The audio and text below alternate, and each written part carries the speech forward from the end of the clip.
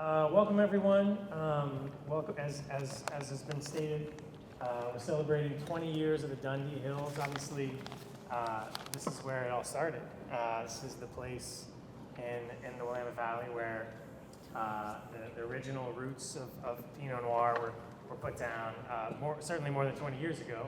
And you're fortunate tonight because we have a fantastic panel of folks who were just about right there in the early days with Alan, who's going to share some anecdotes and sort of secrets of the past. We have Paul and Jesse, whose families also got an early start.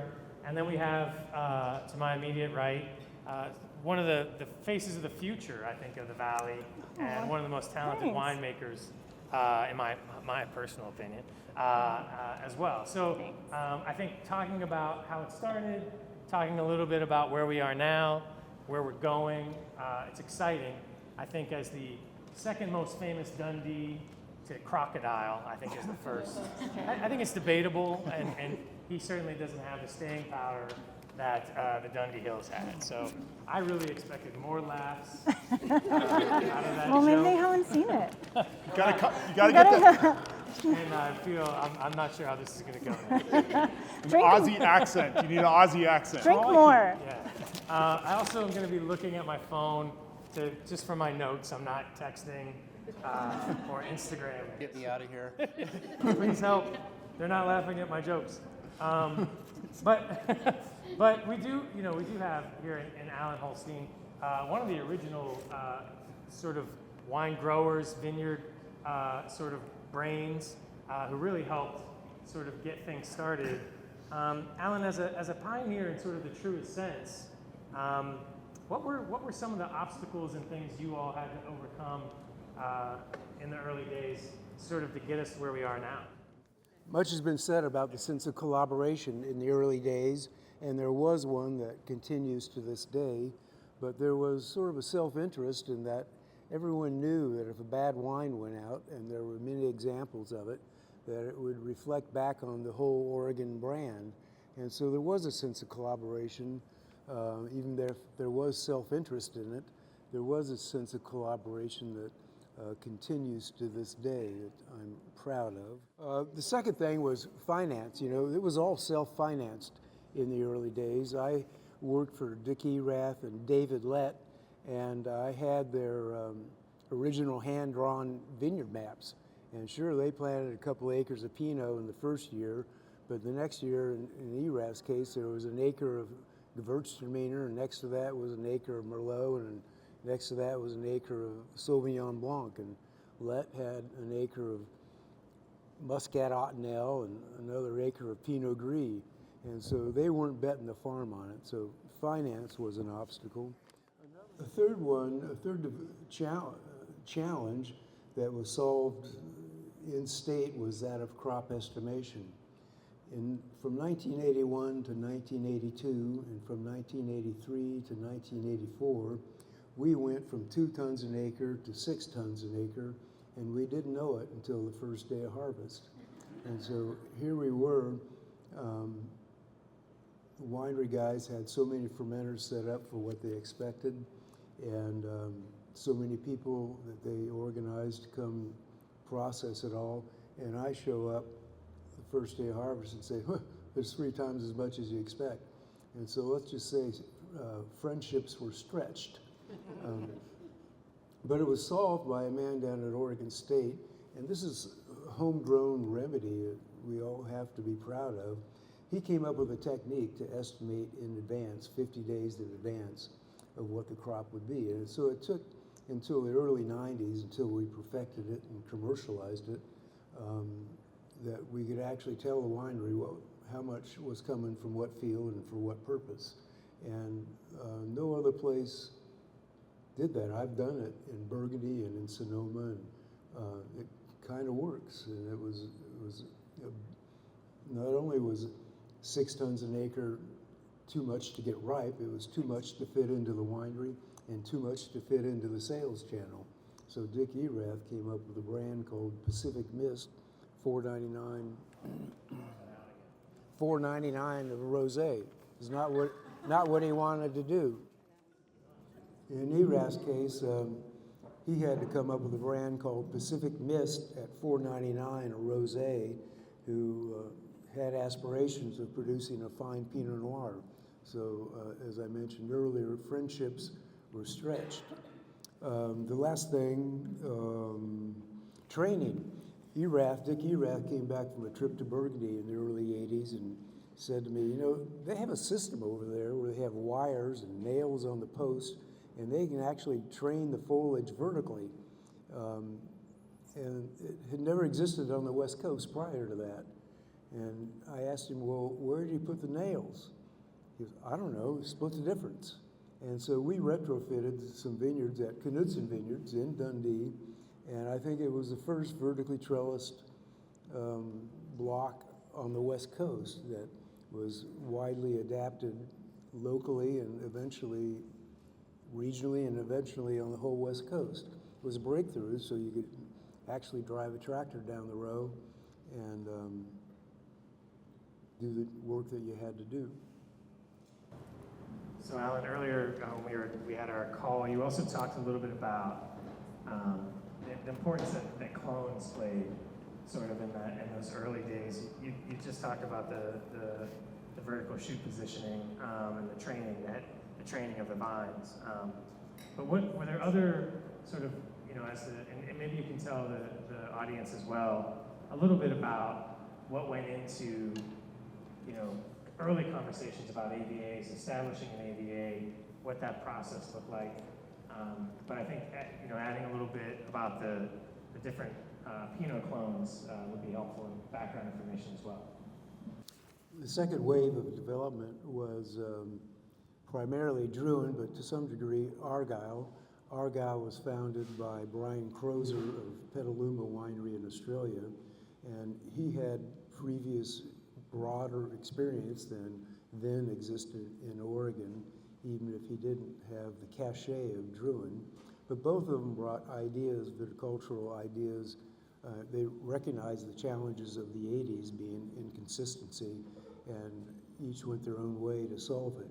In the case of Argyle, they said, if you can't get Pinot Noir ripened consistently, then make sparkling, which is what they did. But they also brought viticultural improvements to make,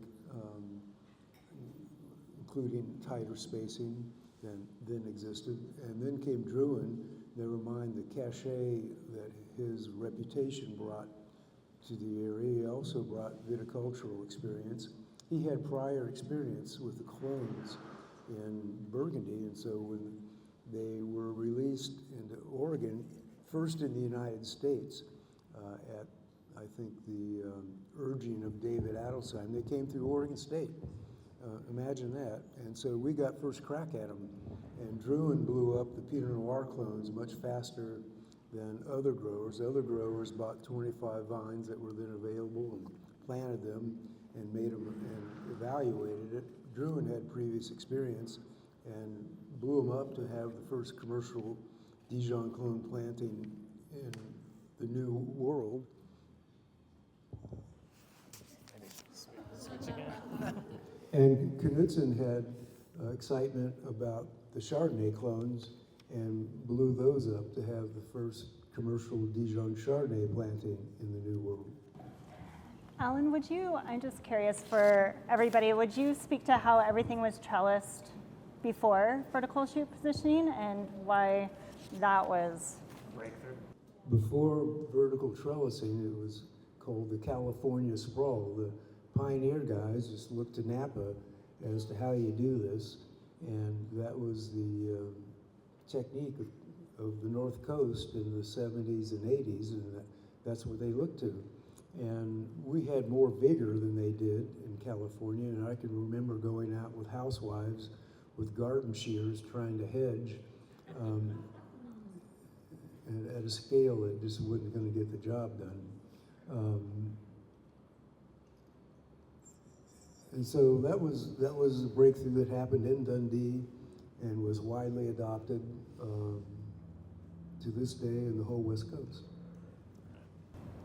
So Paul and Jesse, you both grew up here as these things were sort of unfolding, and if you you look on your tables, it's a pretty fascinating list of the sort of founding wine brands in the region and when they started. And some on there I've never even heard of, and probably they don't exist anymore, quite a few, but it's pretty impressive to see. And Paul's family, obviously, 1973, and then Jesse's 93? 87. 87.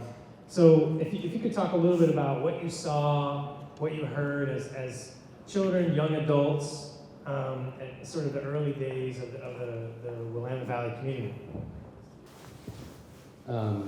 Yeah, I mean, looking back on it, it was a great industry to grow up in. There's some great pictures. I was kind of looking before I came of, we decided the industry with Dick Erath, we were going to build our own greenhouse up there, and they built their own greenhouse, and there's these great pictures of me standing there with my dad as we're trying to propagate these vines ourselves because we didn't want to pay for it and all these things. My mom afraid I was going to fall into the cesspool that was out in the back behind the winery, and all these great memories that I have. But again, it was very much a communal group. I was always, my parents, were next door to Sobel Blosser, and at the time, nobody had any money. My dad worked with Bill Blosser as an engineer at CH2M Hill in Portland. It ended up being a big engineering company. And my parents had been looking for land for a couple of years and found this parcel right next to Bill and Susan Blosser, and went to Bill and Susan and said, hey, we found this land. Is it okay if we buy it? And if you ever expand, we don't want to be blocking you from expansion. And Bill and Susan said, oh, we have no plans to ever get bigger. So now we have this piece of 16 acres that kind of splits Sobel Blosser right in half. But it ended up being right in the epicenter of a great growing region. And to this day, we, again, no money. So my parents and Bill and Susan drilled a well, and that well we still share a well that supplies Sobel Blosser and Durant Vineyards. So, and then the last piece I wanted to touch on was there was a restaurant in Dundee called Alice's Restaurant. Alan probably remembers that. And that was really, for me as a kid, we would go there every Friday night, and it was all winemakers in there, and vineyard people and the whole thing. And I remember people would walk in that didn't know that, and everybody would turn and look at them. And sometimes they would stay, and sometimes they would not. But it was really awesome, and I think that there's a piece of lore there with Alice's Restaurant here in Dundee. Everybody talks about Nick's, and Nick's is an icon. And I remember many nights at Nick's restaurant, literally drinking the minestrone soup and the raviolis and all those good things. So, those are really things that I think, and Jesse will talk about it too, really instills a great sense of value and community. And I think that still is the defining, what defines me and how I want to operate is kind of that great sense of working together. Alex Blosser picked up my daughter today at the airport, so that was pretty awesome.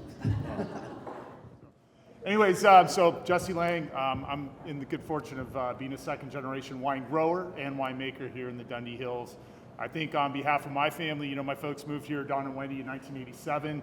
They had a lot of experience making wine in Santa Barbara County, but they really felt that what the pioneers were doing up here was going to be, the place in the new world to make world-class Pinot Noir, Chardonnay, and Pinot Gris. And they had a number of bottles. They came up here on a sort of, a mission to explore the area and jumped into this pool of Pinot Noir, and we're really fortunate to be a part of the community that was here already.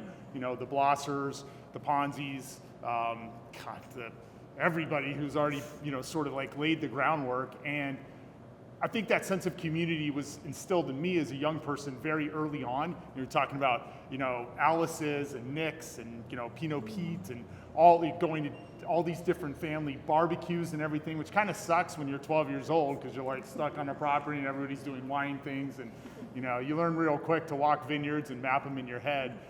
And that sense of community was instilled in a way that for me was really tied to the land. It was very much grassroots, kind of quite literally, and being able to see, the community work together to do things like bringing in all these different Dijon clones, work on the trellis systems. I've known Alan since I was 10 years old. And just that sense of community helped kind of breed this rising tides ethic I think that was something that I just felt was really important to give back. And we had I was part of the group that started the Dundee Hills Wine Growers Association back in 2004. And we created this AVA, this nested AVA, when we were breaking the Willamette Valley, or not really dividing, but kind of creating the AVA system. And the Yamhill County Wine Growers Association was at that point kind of the lead organization in Oregon for Oregon wines. And when we had the opportunity to get the Dundee Hills Wine Growers Association together up and going, that was a real opportunity for me to kind of give back in a way that a lot of the people had set the table for my family and for our community. And Kathy was on that original board. I think were you our first president? I was our first. I think Allison Sokolblosser was the first president. So Alex's brother, and then I followed suit after Allison took the first bullet to be the first president. And Kathy and I served on there for a long time. So we're OGs, Kathy, for sure. But that was really, a real testament to that. Just I think sort of it's not singular to Oregon, but I think it's maybe as well reflected here as any wine growing place on the planet. And we see it, Clive, you see it here, it's alive and well. The sort of that rising tide collective community about, it's not your brand or Lange Estate Winery or Argyle or Durant. It's really about how do we promote Willamette Valley, Oregon, Dundee Hills wines. It's always been that way. I'm proud to say that I've tried to really pay that forward. And it's a real blessed opportunity for me to grow up in an industry that, really cultivated that in me. And my kids are third generation wine growers now to some degree. And to have them sort of instill that with them, I think is an important kind of component of just keeping that tapestry alive for the Dundee Hills. Because I think really when we moved here, like the Dundee Hills was what I call the first concentric circle of Oregon wine, right? Mm-hmm. Like the pool of Oregon's a big place. If you throw that first pebble, it's that first concentric circle. And the wines here are incredibly special. They have a lot of je ne sais quoi. They can be extremely vibrant. Our Jory soils just play into the sense of complexity in the wines. And we knew it was a special place when we got here. And I think it's just been an amazing ride.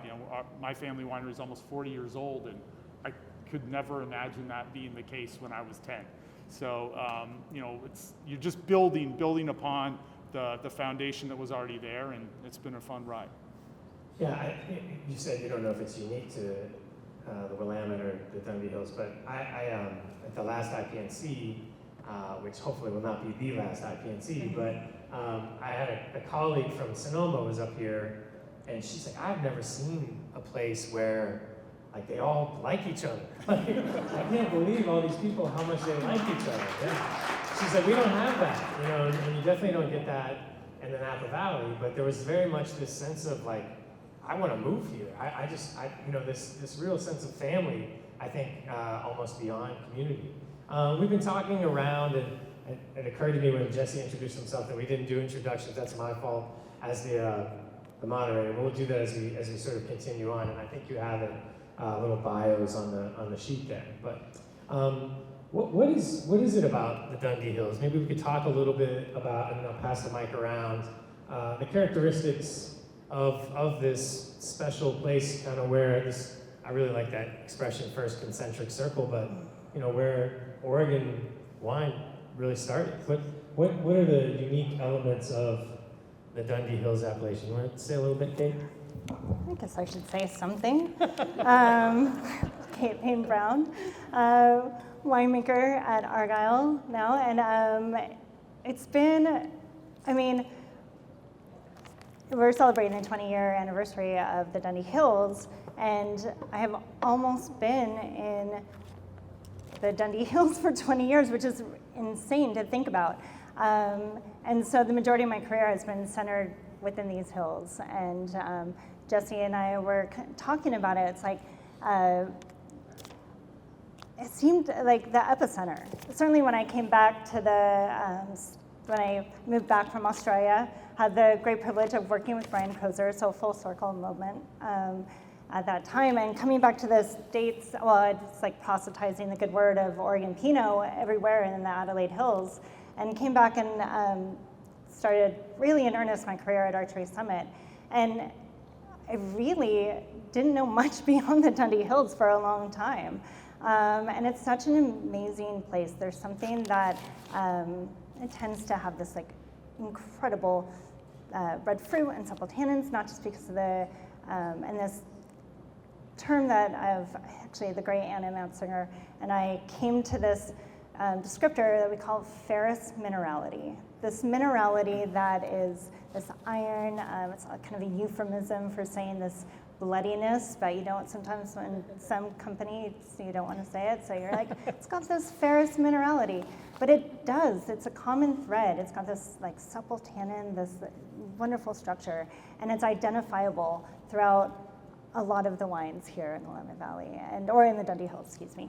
And I see, you know, and we'll get to this, like the next evolution, a lot of the focus in the Dundee Hills was kind of on the south side. And you're seeing more, there's not a whole lot of more plantable space, right, in the Dundee Hills. But you're seeing, you know, this evolution on the north side as well. And so it's great to see this evolution on both sides of the Dundee Hills. And I guess we'll talk more about that. I'm getting into myself. Yeah. And so we talked, Kate, about what you see in the wines, but how do we get there? And so what are the characteristics of the region itself?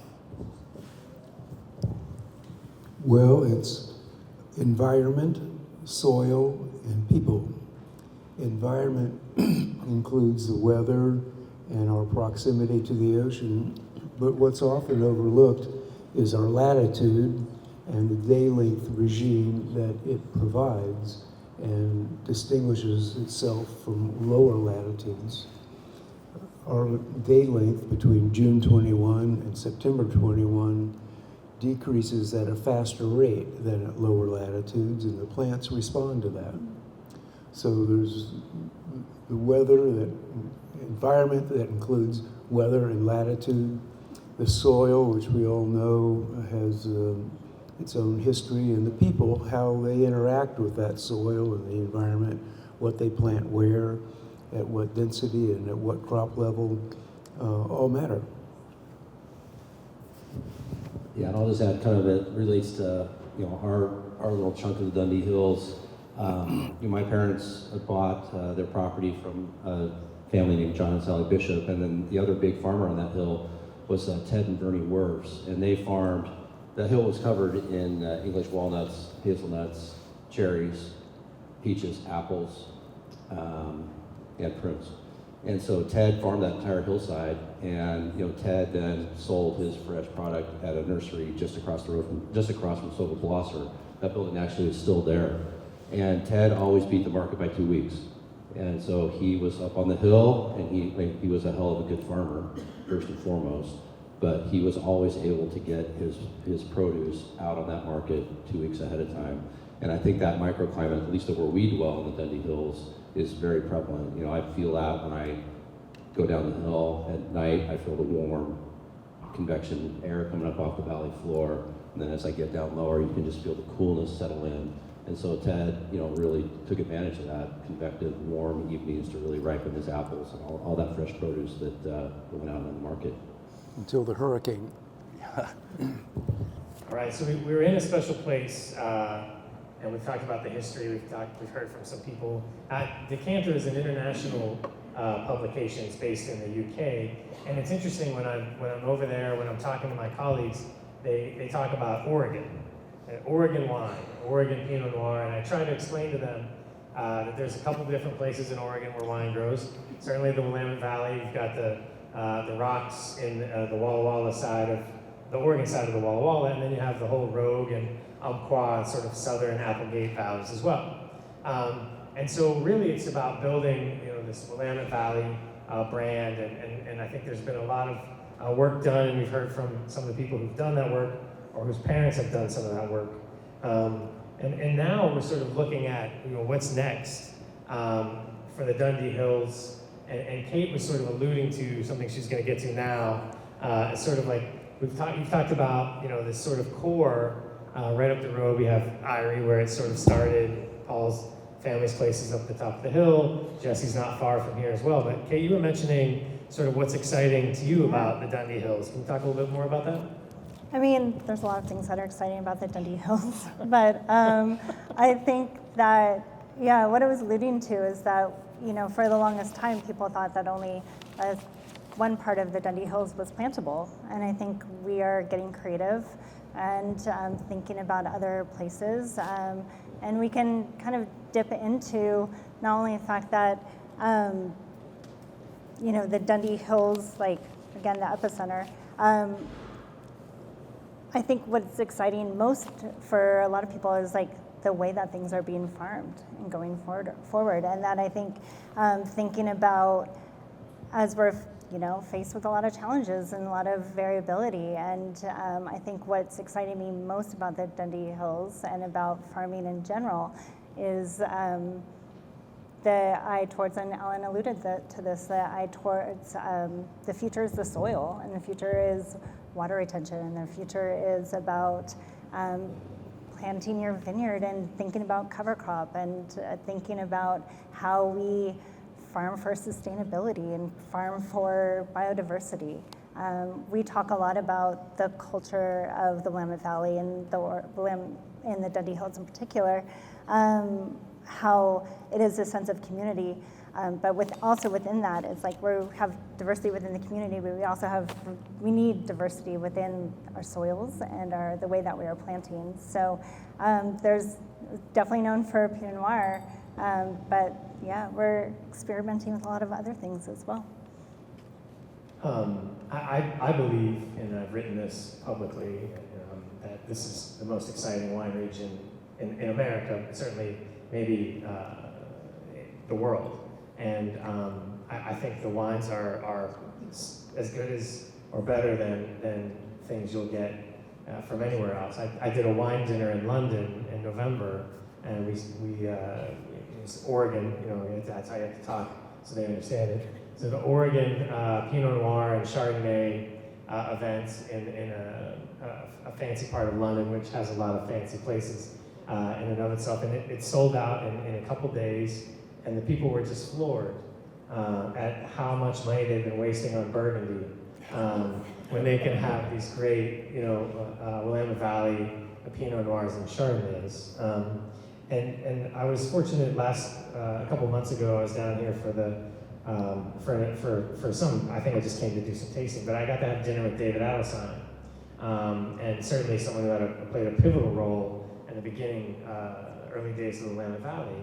And I asked him, I said, did you ever have any idea that it would turn to this? And he said, I had no idea whatsoever. And so, question for Jesse and Paul, as you think about sort of where we are today, your brands, the place that they sit, but just the position that this region occupies globally. It's one of the few places that a Burgundian will acknowledge is capable of creating world-class Pinot Noir, and more they'll talk about the Chardonnays. And so if you could just talk a little bit about kind of where we are and how that matches with your expectations. You kind of alluded to this, Jesse, a moment ago. Yeah, I don't think we had a lot of expectations in '87. You know, I mean, we had the taste room, you know, in our basement of our house for 12 years, so we hadn't quite made it yet, the big time. So, you know, fast forward 40 years, I think it's happened pretty quickly. I mean, to go from a region and an AVA where people don't even know how to pronounce it, let alone it's in Oregon. Damn it, Willamette. We're still training the rest of the country to say Willamette Valley. But for the Dundee Hills too, it's been quite the paradigm shift to go from a place that people don't really know to any fine dining restaurant on the planet carries Willamette Valley Dundee Hills wines. Like, we aren't, you know, I always say oftentimes to distributor groups, like, we didn't just create, you know, a brand, we created a category called Willamette Valley Dundee Hills Oregon wine. And that's the hardest thing to do in the world of wine, is to literally create something that didn't exist as a category. And now people have to fill that category because it's that well respected. And you said that just a moment ago, Clive. So I think that's very rewarding, but there's a lot of challenges still left. I mean, we face climate change, you know, we face difficult economic stressors, you know, And I think there's a lot to be pulled out there and to evolve forward towards the future. I mean, sustainability, I'm very proud of our state and our region for sort of flying that banner and being on the vanguard for sustainability. It's something that we all take very seriously. You know, and I think a lot of that's borne out with that sense of community that we've had early and literally living on the farm. You know, this is not owned by, you know, a bunch of, you know, sort of like trust fund kids that live in New York and they own property in the Willamette Valley. These are people who live here. And when you live on your farm, you farm it differently. You farm it with an eye towards the future because you live there. So the soils, the biodiversity, the water, everything that you're thinking about is there because it's frankly your home. And I think that sort of played into Oregon's leadership on the sustainability and biodiversity front. I'm really, really proud of that. You know, there's a lot we can do too for sustainability in terms of our packaging. I mean, Owens, Illinois has a glass manufacturing plant in Portland. You guys drive by it when you leave our go-to PDX, right? It's right there. And that's 20 miles away. Most domestic wines are bottled in Chinese glass, you know, but I'm an American. I think we can kick ass with great manufacturing, and I support local, sustainable bottles, right? 80% of the glass that's used in that plant is recycled glass. We lead the country in that. That's awesome. So I try to bottle our wines in you know, sustainable glass. Also the Revino project, the reusable bottles. Yep, that's pretty awesome. And my buddy Keenan O'Hearn, who's worked on my harvest team last 3 years, he developed this company called Revino. Literally, look it up, and a lot of our colleagues are bottling in the Revino bottles. So it's super cool to see that happening. So there's a lot on the sustainability front that we're continuing to sort of push into the future, and I think that's very exciting. And all the other varietals too, like Chardonnay, that's you know, all of a sudden we're a 40-year overnight success for Chardonnay. Who knew? That's pretty rad to go. You know, not only people clamoring for Pinot Noir, which is awesome. We've long felt that our Chardonnays can be some of the best of the world, and I think the critical acclaim and the appreciation and respect for that varietal here has gone, you know, incendiary over the last 30 years. It's been great with the Dijon clones and everything else, and then sparkling, of course. Kate, you can speak to that as an authority, but I think there's tons of stuff you can do, and if your focus and your North Star is continuous improvement and waking up and grinding every day to make things better and to figure out your farming, to understand terroir takes a lifetime. You know, and that's something that I think that's a challenge that never goes away. So that's another thing that I don't think is going to abate anytime in the future is just the challenge of making world-class wines. We're in a special place.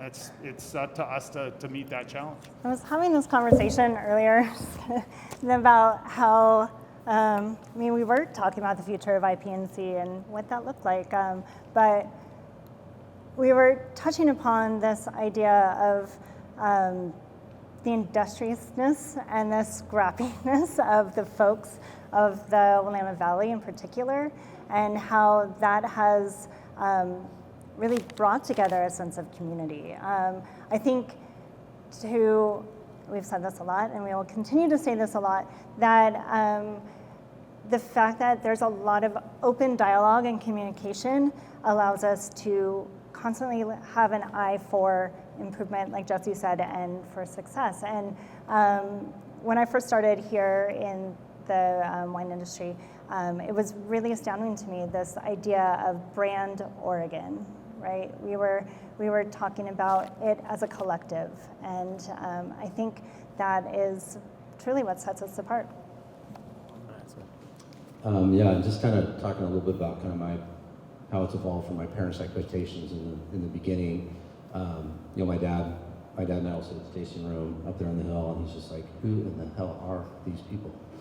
There's so many people here, and it's become such a big business. And I think from what they expected in the beginning, they just wanted to teach my sister and I how to farm and how to work hard, and you know, really how to love the land. That was really my mom's creed. You know, being a good Irish woman, that's kind of how it all started. It was just a love of the land. And so now it's evolved into something that's just, you know, so much bigger than they ever expected it to be. My dad tells these stories of, in the beginning, you know, meeting with the industry at the fire hall in Tiger, there's about 25 people in the industry then. That was kind of probably the beginning of the Oregon Winegrowers Association. And I don't know if you know Myron Redford. Myron's got a big voice, and you know, arguing, and Myron standing on chairs and you know, shouting everybody over everybody. And my dad says, you know, at some point they decided to let the drinking start after the meeting and not before. So so I think just that evolvement it's become a very sophisticated industry, lots of new people. I think the last time my dad and I went to the Oregon Wine Symposium, he's like, yeah, I'm done. I don't know anybody here. Who are all these people? It's so big. And so I think it really just blows them away.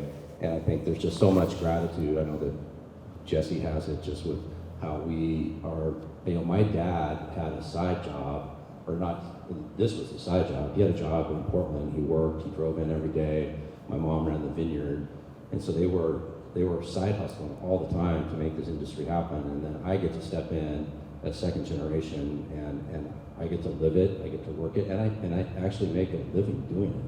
And I'm so eternally grateful to my parents and the industry and all kind of the founders, you know, David Lett, the Blossers, David Adelschein, all those people who really had, I don't know if they had a vision, but they had a hell of a lot of grit. And they really, really moved the industry forward. So I'm just, yeah, super excited to be here. And yeah, it's just it's a great life. And in spite of all the challenges, it's a great life. I sort of alluded to it before, you know, this notion of the recognition that this region is getting, sort of speaking broadly about the Willamette Valley, but certainly as we say, you know, this is where it started here in the Dundee Hills. The wines are taking up shelf space, taking up space on restaurant lists in cities all around the world, from Singapore to London to Paris to New York City. The region's Pinot Noirs have long garnered attention, and that's kind of how we plant the flag. But more and more, you know, Jesse talked about the 40-year overnight, that's good, success of Chardonnay.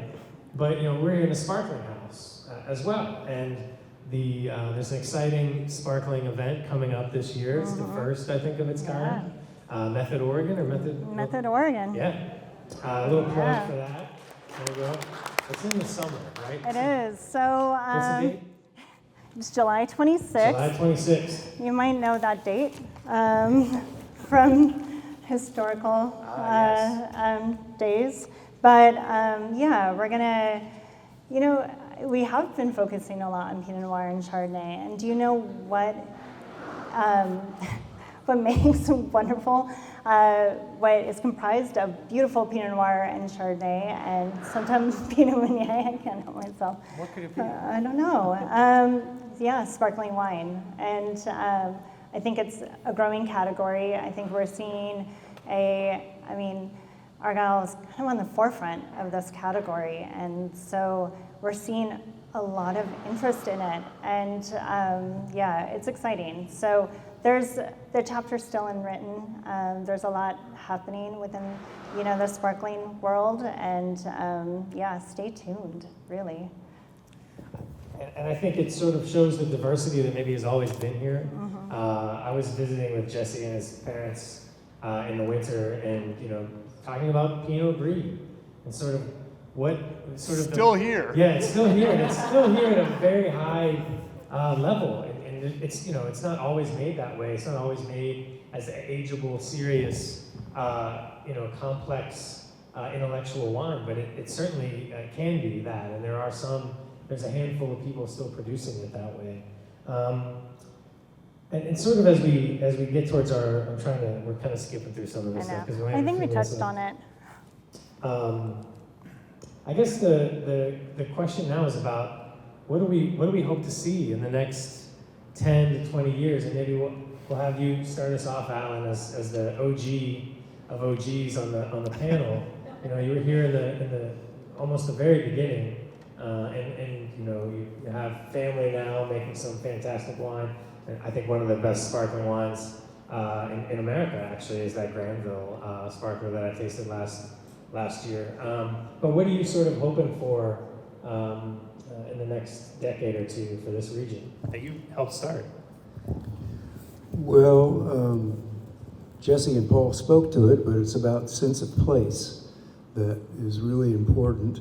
In the early days, everyone had to have a vineyard and a winery, and you'd go up to a winery and the guy would say, well, I grew the grapes here and I made the wine there. Here, try it. And there was a sense of place. And increasingly I run across examples where folks could buy wine and have it custom made and put a label on it, and it's join my wine club. You know, it's not connected to place, and I hope that we maintain that sense of place and connection to the land moving forward, because it's well grounded, and I hope we continue. Yeah, I think, boy, you nailed it. A sense of place. I think you really can't say it any better than that. And I think it is interesting, you know, we, as the industry has evolved, you know, as winemakers have come into the industry, they can't afford to grow their own grapes. They can't afford the land anymore and all these things. And so I think part of that, I have really enjoyed the winemakers that I work with, that I sell grapes to, like the Langes.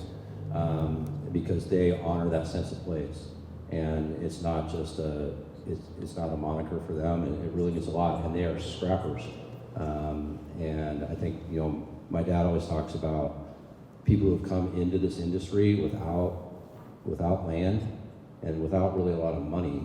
He just talks about them as bootstrappers, and it's the ultimate respect, because they're out there looking for good fruit. They'll pay a good price. They'll make great wine, and then they hustle to sell it. And they do it year in and year out. And I think that is really a testament to kind of that sense of place as well. Jesse, you want to jump in with your booming voice? Oh God, yeah. I mean, just being able to be, you know, I feel a great sense of pride and a great sense of responsibility, I think, for the people who came before us, but also to all the family farmers that we work with. And you know, you guys are you know, obviously here for the Dundee Hills event, and you guys are champions of Willamette Valley Dundee Hills wines. And I tell this to my distributor folks and reps all around the country and people who are selling our wines. It's like, it is quite literally the circle of life for us, right? Like, people drink our wines, we get to buy more grapes, we get to make more wine. Like, so, you know, to quote the Lion King, it is the circle of life for us. And I think that's an important part of, you know, champion, you know, Dundee Hills wines out there, and as consumers and colleagues.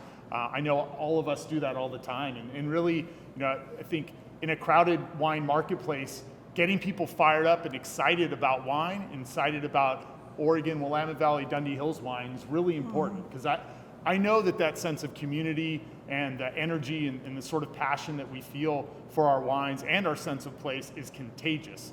I know that from decades of doing it, and of starting Oregon Pinot Camp and our Dundee Hills Wine Growers Association, and being on every board that you could possibly be on. And it's really, that passion is contagious. And I think that getting out there and sharing that story and continuing to champion the wines, you know, and then putting the wines in the glass, because the wines will speak for themselves. And I think we've always believed that. And I think that's, you know, we hit the geological jackpot to be here in the Dundee Hills, quite frankly. Lucky to be here, and there's only a handful of places on the planet that can make wines of this caliber. And you know, it's a mandate, it's a responsibility, and it's exciting. And I think we're all happy for that opportunity. Yeah, I mean, what I hope in the next 10 years, there's a number of things, but I think that people, especially younger generation, recognize that wine is an extension of a meal, and that wine can authentically tell the story, really, of where it's grown. Again, coming back to that sense of place, and that it is truly, I mean, there's so many things.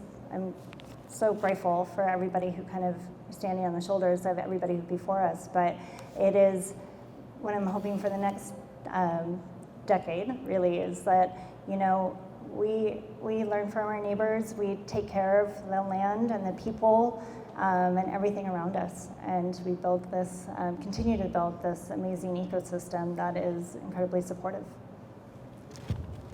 Yeah, and I think just to then hand it over for questions, you know, Jesse just alluded to this, but when I take you back to that dinner that we hosted in London, and none of these, there was nobody there, no winemaker, no original wine grower, and it was the wines themselves. You know, they will make a case for this place as good, as strong as anybody who's got 55 or 15 years of experience. The wines are excellent. They belong on the table of anyone who's a true lover of Pinot Noir anywhere in the world.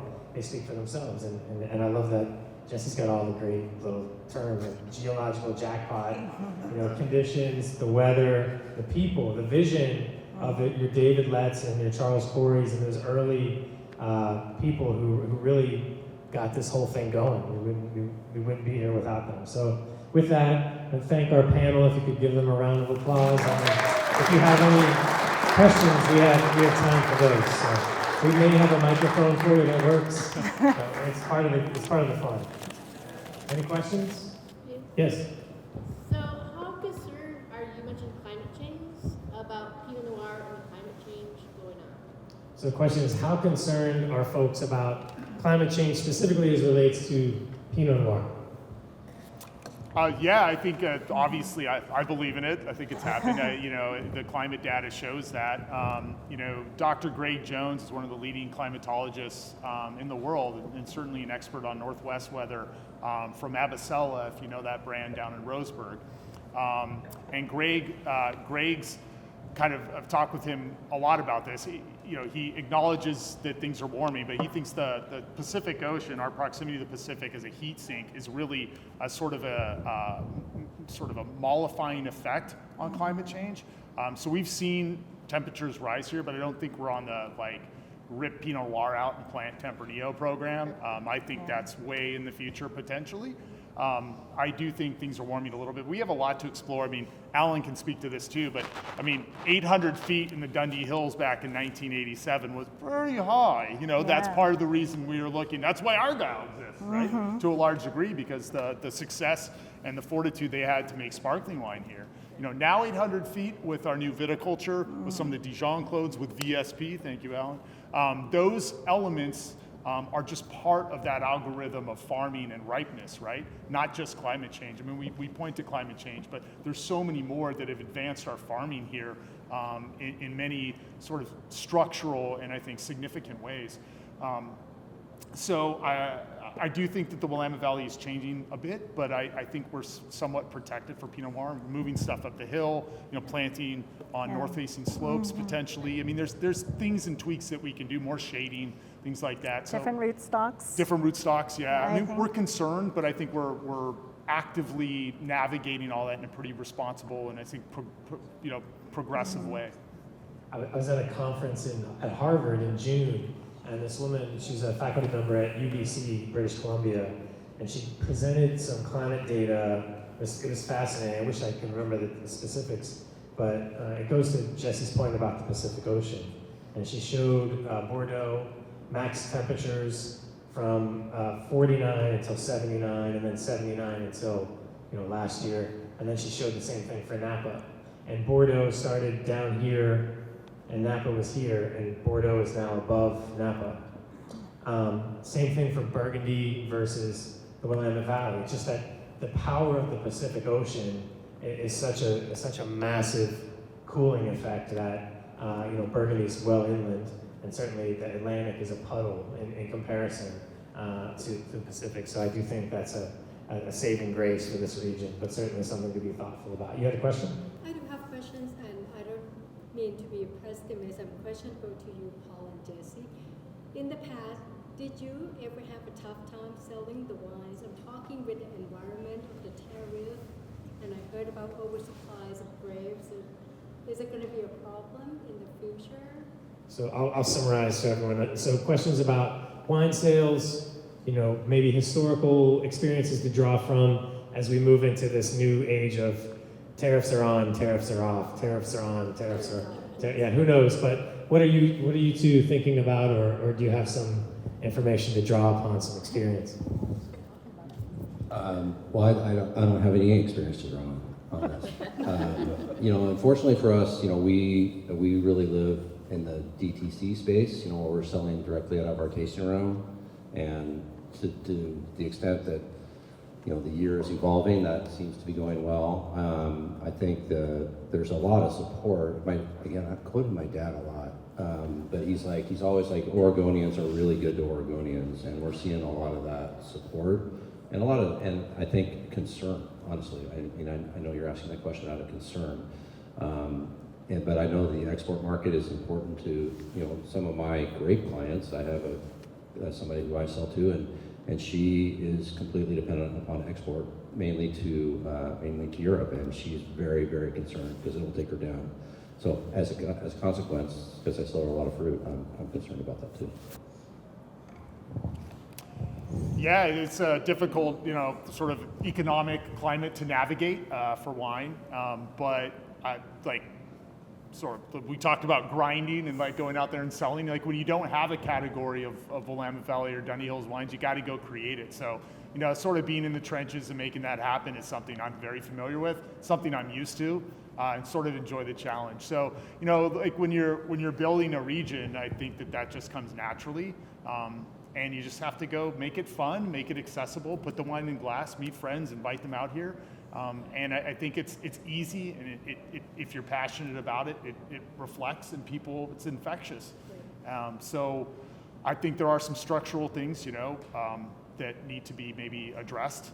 Tariffs don't help that sort of whole universe, but I think some of that's I think a lot of that was a year ago, and I think the wine industry is starting to ramp back up. I think we hit the nadir a little bit, and I think we're starting to ramp back up. I see a lot of signs of that.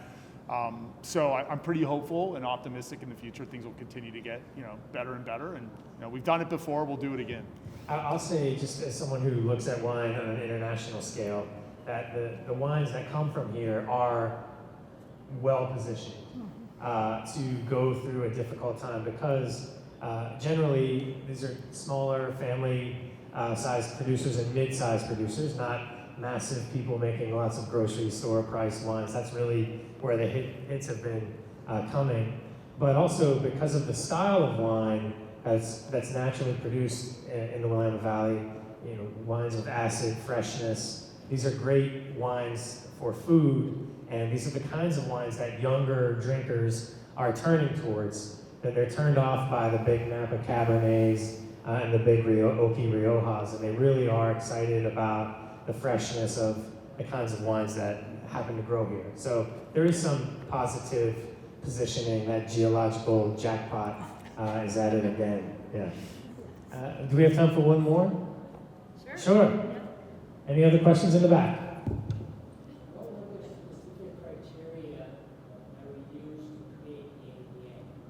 Yeah, it's a great question. And make sure I heard it and repeat it for everyone. What was the specific criteria that was used for sort of mapping out the Dundee Hills appellation? I forget the exact boundaries, but it was a delicate process. Alex Blosser, Ken Wright, and maybe David Adelsheim had to negotiate with who was in, and do they agree to be in it? And more importantly, they had to have a delicate conversation who wasn't in. So I think 99W was one boundary of Dundee Hills, and maybe 240, I forget, but some people were not within the boundary and others were. And that's the best I can answer. All right, one more. We can do one more. If there's one more out there. Anybody? No. All right. Well, thank you all for coming out. Yeah, thank you. There's going to be a year of events, I hear. A year of events for the Dundee Hills. Maybe there'll be a dinner in Seattle. We're going to work on that.